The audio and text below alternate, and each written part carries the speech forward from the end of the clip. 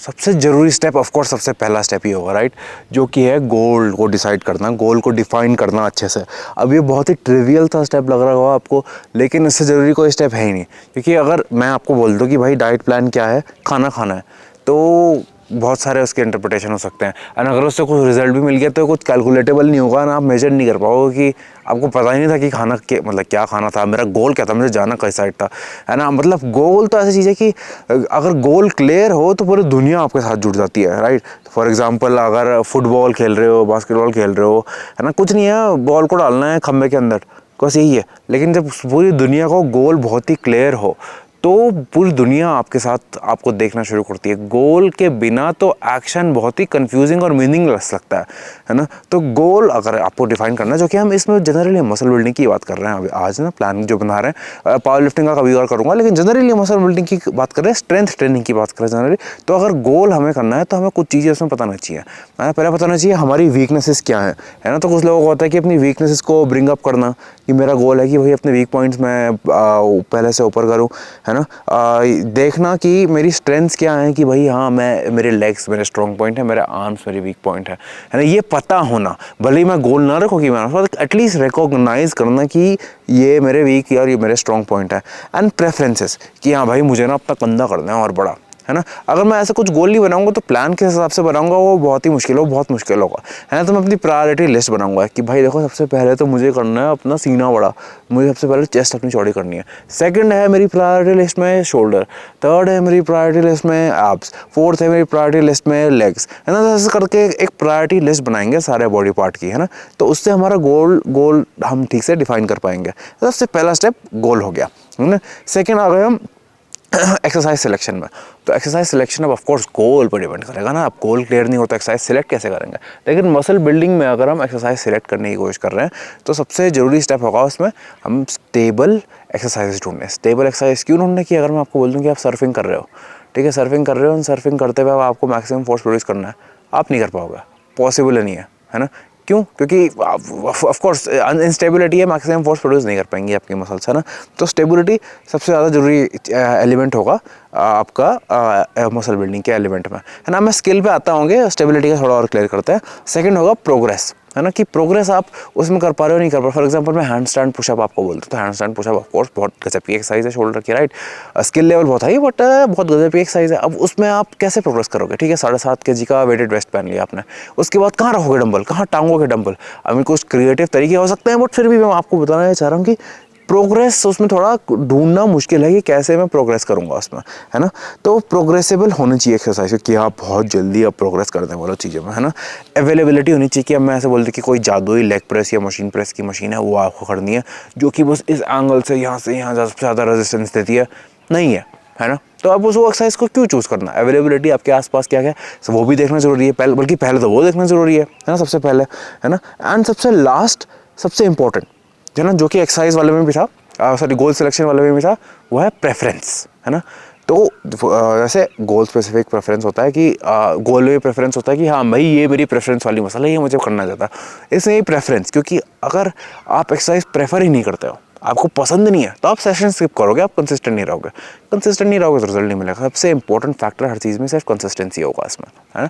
तो प्रेफरेंस इसलिए यहाँ जरूरी हो जाती है। अब बात यह कि कोई भले ही कोई अच्छी एक्सरसाइज ना भी हो, कोई ऐसी एक्सरसाइज हो फॉर एग्जांपल थोड़ी सी चटपटी सी एक्सरसाइज हो जो कि ज़्यादा अच्छी ना हो मसल बिल्डिंग के लिए, लेकिन आपको बहुत पसंद है, आप अगर उसको प्रोग्राम से हटा दो तो आप सेशंस मिस करना शुरू कर देते हो, तो फिर तब तो मैं बोलूँगा कि ओके अब इस एक्सरसाइज को फिर हमें करना ही चाहिए, राइट। एक्सरसाइज सिलेक्शन में आ गया स्किल का फैक्टर। तो कुछ एक्सरसाइजेज ऐसी होंगी इसमें स्किल थोड़ी ज़्यादा चाहिए होंगी।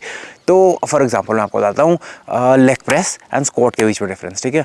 बहुत लोगों के लिए स्क्वाट बहुत ईजी होता है, जो स्पेशली इंडियन स्टाइल में पॉटी करते हैं, राइट। बट लेग प्रेस जैसी मशीन है वो बहुत ही ईजी है, मैं किसी भी बिगिनर को सिखा सकता हूँ, राइट। कुछ भी क्या करना है, पाँव रखना है, धक्का देना है, वेरी वेरी सिंपल। स्क्वाट में स्किल लेवल बहुत ज़्यादा चाहिए, ठीक है। तो फिर इसको अब स्क्वाट में बहुत ज़्यादा भी क्या, मतलब एक लेवल के बाद तो काफ़ी ज़्यादा स्किल लेवल चाहिए। फिर भी बल्ला घुमाने से या फिर रन स्प्रिंटिंग से तो इजी है squat in skill, right. But ऐसे लेग प्रेस बहुत ईजी होगा, तो वो आपको ध्यान रखना पड़ेगा कि क्या आप स्किल में इन्वेस्ट करना चाह रहे हो। ऐसे कुछ बेसिक स्किल्स हैं जैसे स्क्वाट वगैरह, जो तो आपके जीवन में भी हेल्प करती हैं।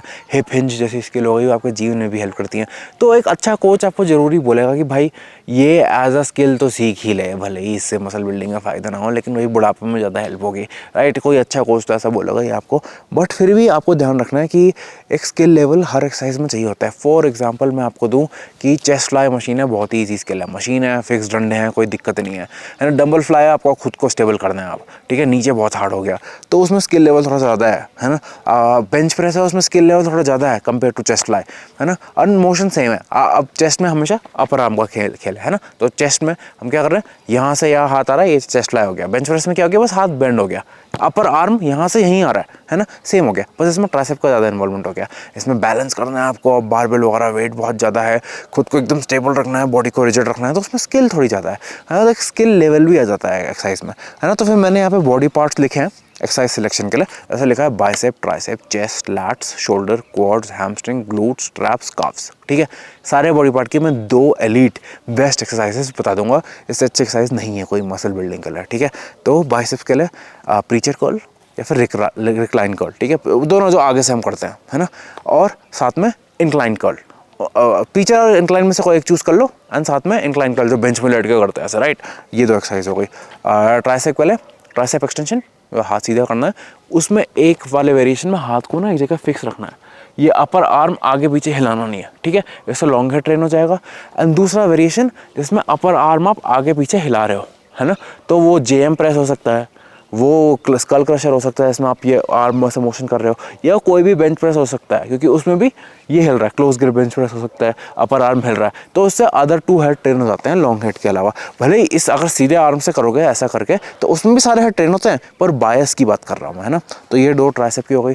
चेस्ट का हो गया, या तो चेस्ट फ्लाई चूज़ कर लो, ओके, या फिर चेस्ट प्रेस चूज़ कर लो, इन दोनों में से कोई एक चूज़ कर लो, या फिर सॉरी, या फिर नहीं, एंड ये हो गया और, ठीक है, चेस्ट फ्लाइज और चेस्ट प्रेस, ठीक है, इनमें से कोई चूज़ कर लो। एंड इंक्लाइन प्रेस या फिर लो टू हाई केबल रेजेस, जिससे अपर चेस्ट ट्रेन हो जाएगी पूरी चेस्ट के लिए। बस 2 एक्सरसाइज, इन दोनों में से कोई एक चूज़ कर लो। वही ऐसे इंक्लाइन प्रेस है वो कंपाउंड हो गया, लो टू हाई है वो आइसोलेशन हो गया, चेस्ट फ्लाई आइसोलेशन हो गया, चेस्ट प्रेस कंपाउंड हो गया। तो मतलब इसमें से आप कोई भी एक चूज़ कर लो, that is up to your preference, है ना। आइसोलेशन, कंपाउंड, अगर मैं बोलूँगा कि एक दिन आप ऐसा कर रहे हो कि इंक्लाइन प्रेस कर रहे हो, अपर चेस्ट के लिए कंपाउंड कर रहे हो, तो फिर पूरी चेस्ट के लिए फिर आइसोलेशन कर लो। ऐसा कुछ नियम नहीं है, बट ऐसे जनरल मैं ऐसे प्रोग्राम करता हूँ, है ना। लैट्स के लिए बहुत ही ज़्यादा सिंपल है।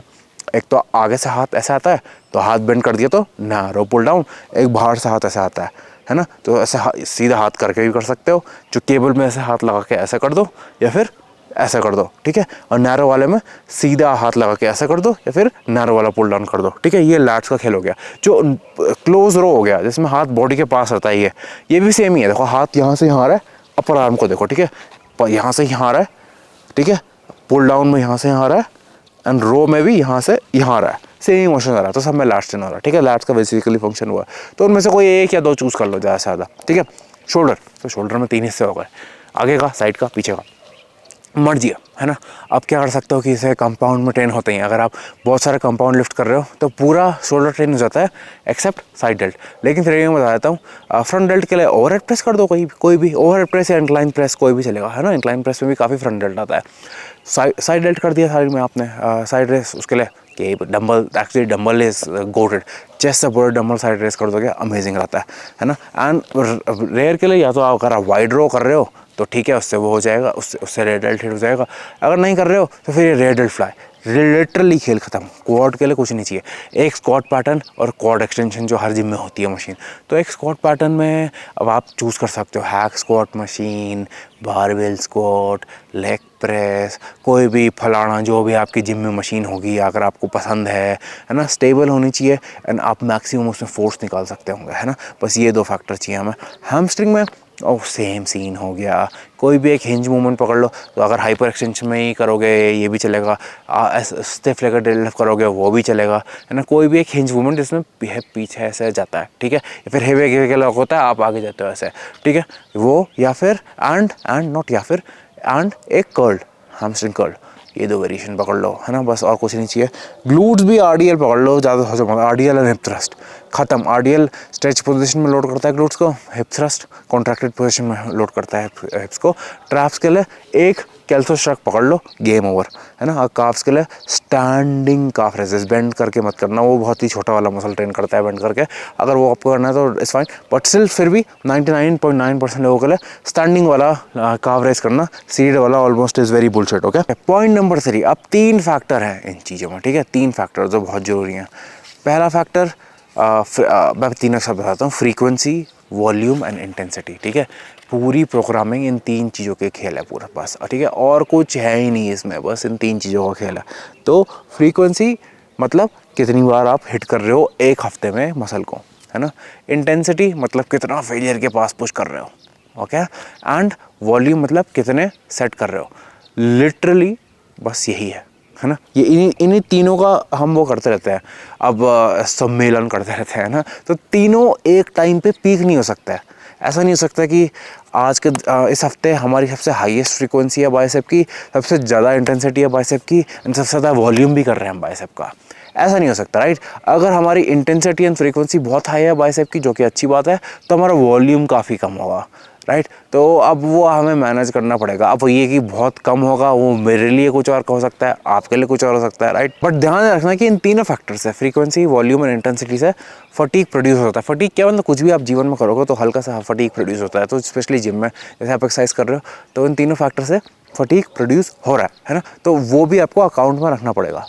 अब जैसे मैंने बोला कि सारे फैक्टर्स को एक साथ आप हाईएस्ट पर नहीं रख सकते, लेकिन गोल यही होगा कि सबसे ज़्यादा फ्रीक्वेंसी में, सबसे ज़्यादा वॉल्यूम में, सबसे ज़्यादा इंटेंसिटी आप कर पाओ, है ना। अब वो आपको मैनेज करना पड़ेगा कि आप कैसे करोगे अकाउंटिंग फॉर फटीग, है ना।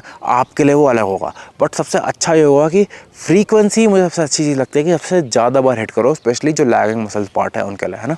जैसे ऐसा सबका अपना अपना वैल्यू होगा। जैसे तो इंटेंसिटी बेसिकली स्टिमुलस प्रोवाइड करता है, ठीक है, इंटेंसिटी स्टिमुलस, ठीक है। फ्रीक्वेंसी ये है कि मतलब कितनी बार आप उस स्टिमुलस को प्रोवाइड कर रहे हो basically, okay. And volume is how much stimulus आप प्रोवाइड कर रहे हो, literally guys, it's so simple. अब ये है कि पहली बार आपको बैठ के प्लान बनाना पड़ेगा, तो आपको धीरे धीरे समझ में आएगा। टर्म की बात कर लेते हैं, कितना लंबा जा सकता है। तो इंटेंसिटी का मैक्सिमम स्पेक्ट्रम में पूरा फेलियर एंड एकदम वो अदर स्पेक्ट्रम में कि बिल्कुल भी आपने कुछ मेहनत नहीं करी, है ना।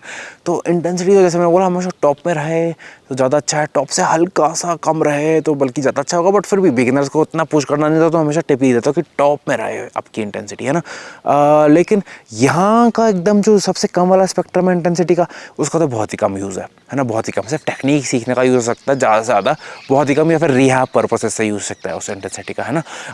फिर फ्रीक्वेंसी का आ गया, तो मैं बोलूँगा सबसे ज़्यादा फ्रीक्वेंसी हफ्ते में, मैं बोलूँगा कि हफ्ते में 4 बार आप चीज़ें कर सकते हो। लेकिन फिर आपको हर सेशन में ऐसा करना पड़ेगा कि 1 या 2 से ज़्यादा सेट नहीं कर रहे हो आप उस पार्ट के, ठीक है। अगर 4 बार कर सकते हो, एंड सबसे मिनिमम मैं बोलूँगा 2 बार तो यार स्टिमुलस मिल ही जाना चाहिए एक मसल को, है ना। आप हिट कर सकते हो कि 72 आवर्स में आप ऑलमोस्ट फुल्ली रिकवर हो जाते हो वो वाली मसल, है ना। और मतलब हो तो आप 35 आवर्स के बीच में भी हो जाते हो, और 72 आवर्स में आप फुल्ली हो जाते हो। आपको कोई बहाना नहीं होना चाहिए। और soreness is not indicator of recovery. Soreness भी हो रखी हो एंड फिर भी आपकी मसल्स रिकवर हो सकती है ना। काफ़ी रिसर्च पेपर है, वो एक्चुअली एक अच्छा वीडियो टॉपिक है कि सोरनेस रिलेटेड टू रिकवरी और मसल ग्रोथ, है ना। और वॉल्यूम मैक्सिमम में आ जाए अगर, तो हफ्ते में मैं बोलूँगा एक बॉडी पार्ट के 12 से 14 सेट से ज़्यादा तो कर रहे हो अगर आप, तो आपकी इंटेंसिटी कुछ खास नहीं है ना। तो बोलूँगा 8 से 12 के बीच में अच्छा वॉल्यूम है ना। एंड एक दिन में पूरा, एक बॉडी पार्ट का नहीं बोल रहा हूँ, एक दिन में सारे सेट मिला के 12 से 18 के बीच में, 18 से ऊपर में फिर बोलूँगा कि आप इतना ज़्यादा काम कर रहे हो कि जो लास्ट के आपके 5-6 सेट होंगे, 5 से ज़्यादा बोल दिया, 3-4 सेट होंगे, वो इतनी अच्छी क्वालिटी के नहीं होंगे, है ना। तो ये वॉल्यूम का सीन हो गया। कुछ पॉपुलर एग्जाम्पल देख लेते हैं हम, कैसे हम इस प्लान को डिवाइड करते हैं, ठीक है। तो अगर आप 6 दिन जिम जाना चाह रहे हो, तो आप कर सकते हो अपर लोअर, ठीक है। तो अपर लोअर करोगे तो उसमें क्या होगा कि आप इतनी 3 बार फ्रीक्वेंसी दे रहे हो हर बॉडी पार्ट को, तो क्या होगा कि आपको ना कम वॉल्यूम करना पड़ेगा। आप फिर एक दिन में 8-10 एक्सरसाइज नहीं करोगे, है ना। एक दिन में 4-5 एक्सरसाइज करोगे, क्योंकि आप इतनी सारी फ्रीक्वेंसी दे रहे हो एंड आपको इंटेंसिटी मेंटेन रखनी है। अगर आप बहुत इंटेंसिटी मेंटेन कर पा रहे हो इतनी सारी फ्रीक्वेंसी में, तो करो ना भाई, बट आई नो मैंने इतने लोगों को ट्रेन करा है, नहीं कर पाते हैं। अगर वो इतनी सारी फ्रीक्वेंसी कर पा रहे हैं, इतनी बार हिट कर पा रहे हैं, तो मतलब वो इतना हार्ड ट्रेन कर नहीं रहे हैं, है ना। दूसरा एग्जांपल जो कि मैंने बनाया था, बाद में लोगों ने कॉपी कर लिया, आई डोंट नो कॉपी खुद भी आया होगा, मेरा दिमाग थोड़ी चल रहा है इस दुनिया में अकेले।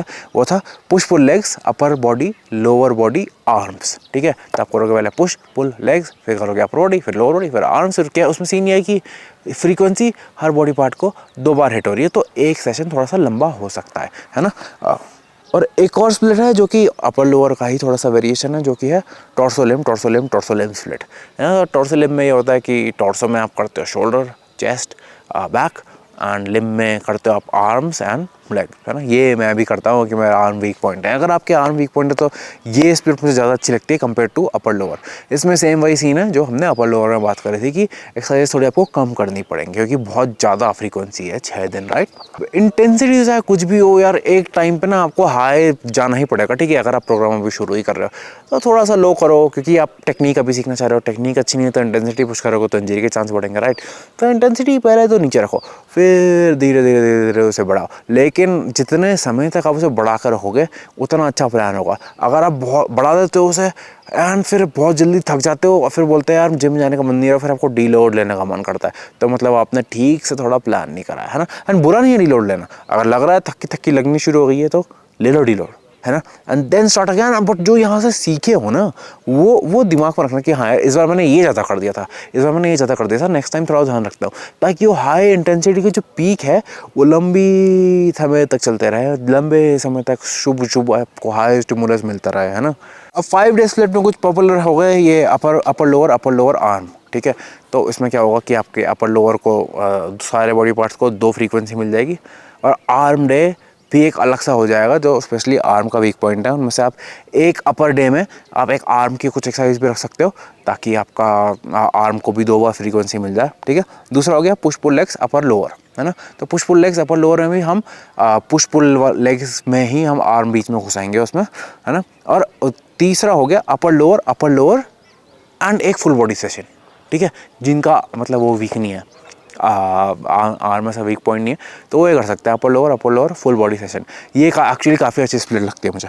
4 डे की कुछ अच्छा एग्जाम्पल हो गए अपर लोअर। एक्चुअली सबसे बेस्ट स्प्लिट मेरे हिसाब से ये 4 दिन जाओ अपर लोअर कर दो। इसमें आप एक दिन थोड़ी ज़्यादा एक्सरसाइज कर सकते हैं, क्योंकि आप 4 दिन जा रहे हो, बीच में रेस्ट ज़्यादा है, ठीक है। इंटेंसिटी मेंटेन है, फ्रीक्वेंसी थोड़ी कम हो गई, तो फिर आप थोड़ी सी ज़्यादा एक्सरसाइज एक दिन में रख सकते हो, कोई दिक्कत नहीं है ना। दूसरा सेम हो गया टॉर्सो लिम्ब एंड फिर एक और हो गया नया एंटीरियर पोस्टीरियर हो गया। एक एंटीरियर मतलब सारी आगे की मसल, पोस्टीरियर मतलब सारी पीछे की मसल। तो मतलब बेसिकली कुछ ऐसे बोलते हैं, कुछ लोग बोलते हैं full body push and full body pull, ये बोलते हैं कुछ लोग इसको, है ना।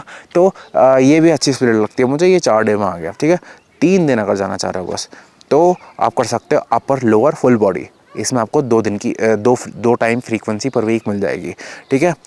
TLF क्या लिखा है मैंने, torso limb full body, okay, ये भी कर सकते हो। And same anterior posterior full body. तो ये तीसरा होगा, क्योंकि इसमें क्या होगा, इन सारे वेरिएशन में आपको 2 बार की वेरिएशन में 2 बार का स्टिमुलस मिल जाएगा सारे बॉडी पार्ट में पर वीक। सिर्फ 3 दिन जाना से जिम, है ना, 4 दिन नहीं जाना पड़ेगा। दैट इज़ अमेजिंग, ठीक है। अब आ गए 2 डे स्प्लिट में। तो एक्चुअली 2 डे स्प्लिट में सबसे ज़्यादा ऑप्टिमल तो फुल बॉडी सेशन ही होगा, अगर आप हफ्ते में सिर्फ 2 बार करना चाह रहे हैं, जो कि क्योंकि 2 बार आपको पूरा वो मिल जा रहा है, पूरी बॉडी को स्टिमुलस मिल जा रहा है। बट क्योंकि आप फुल बॉडी है, 2 ही बार जा रहे हो, तो फिर एक दिन में काफ़ी ज़्यादा एक्सरसाइज होंगी। तो ऐसा हो सकता है कि आपका मतलब 80 मिनट्स करीब लग जाए एक सेशन में, है ना, क्योंकि काफ़ी ज़्यादा करना पड़ेगा, कंपाउंड मूव में थोड़ा ज़्यादा फोकस वगैरह करना पड़ेगा। अगर आप पर टाइम की कमी है तो ऑनेस्टली अगर आप 2 बार फुल पुश कर रहे हो फुल बॉडी, तो it will work, I guarantee, है ना। और एक ही दिन अगर आप कर रहे हो तो आपको कोई चॉइस नहीं है, ओनली फुल बॉडी, है ना। बट अगर 2 दिन कर रहे हो तो यू कैन ऑल्सो डू ये टॉर्सो लिम्ब या फिर अपर लोअर, है ना, ये भी कर सकते हो। एक टाइम फ्रीक्वेंसी भी मिल जाए अगर आपको फुल बॉडी में बिल्कुल मज़ा नहीं आ रहा है तो। बट इवन तो मैं बोलूँगा 2 बार अगर जा रहा है तो फुल बॉडी सबसे ज़्यादा ऑप्टिमल होगा, है ना। थोड़ी एक्सरसाइज ऑर्डर की बात करता हूँ, जो कि बहुत ही सिंपल चीज़ है। तो अब आपको एक्सरसाइज रखनी कैसे है, ठीक है। तो अब एक्सरसाइज सबसे ऊपर जो रखोगे आप, राइट, उसमें सबसे अच्छा स्टिमुलस मिलेगा आपको, ओके।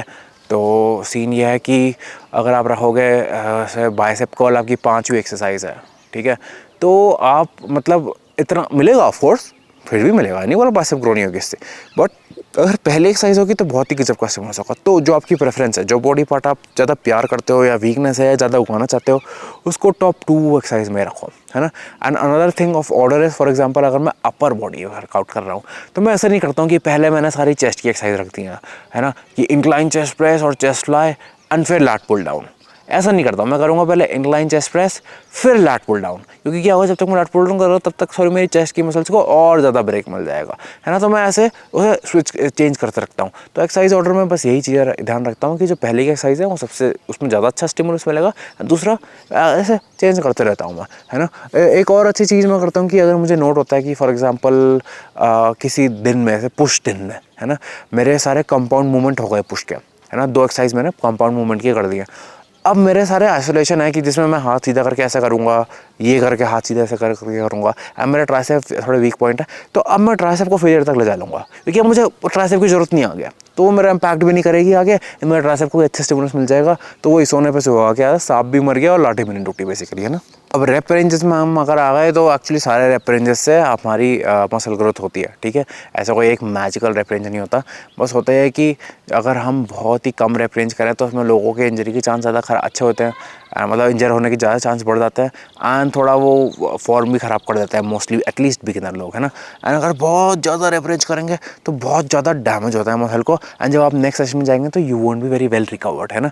तो ये 2 एक्सट्रीम्स में होता है। तो बेस्ट जो मिडिल की रेप रेंज है वो बोलूँगा 6 से 10 की रेप रेंज है ना। अगर आप किसी एक्सरसाइज की टेक्निक सीख रहे हो, स्टार्टिंग में कॉन्फिडेंस नहीं है, टेक्निक अच्छी नहीं है, थोड़ा लाइट वेट की तरफ आप खेलना चाह रहे हो, तो आप 8 से 12 की रेप रेंज रख लो। लेकिन जब कॉन्फिडेंस आ गया एक बार कि भाई ये एक्सरसाइज तो मुझे बहुत अच्छी से आती है, टेक्निक में मुझे कॉन्फिडेंस आ गया, तो फिर 6 से 8, 6 से 9 की रेप रेंज में रख लो। फेलियर तक जाना है बस, है ना। फिर आप प्रोग्रेशन पे आते हैं, ठीक है। तो प्रोग्रेशन में बेसिकली है कि अगर आपको ऑलरेडी एक्सरसाइज की टेक्निक आती है, ठीक है, तो तब बता रहा हूँ मैं। अगर नहीं आती है तब तो पहले थोड़ा हाई रेप में रह के टेक्निक की प्रैक्टिस करें, है ना, थोड़ा सा इतना भी फेलियर तक मत जाएं। लेकिन अगर आपको टेक्निक ऑलरेडी आती है, अगर आप 1 साल से जिम जा रहे हैं, तब जाके मेरी वीडियो देख रहे हैं, तब जाके बोलूँगा कि 1-2 हफ्ते तो पहले आप RIR 0 मतलब एब्सोल्यूट फेलियर तक ट्रेन करें, टेक्निक मेंटेन करते हुए ऑफ कोर्स, है ना, कि मतलब लास्ट कर रहे आपने ट्राई करा एंड आया नहीं, है ना, फुल यू ट्राइड बट आया नहीं, तो then you write that number down. 2 हफ्ते कोई भी इसमें से जो भी स्प्लिट जो आपने चूज़ करी है, जो भी आपने बनाया, आप अपने नंबर लिखें कि भाई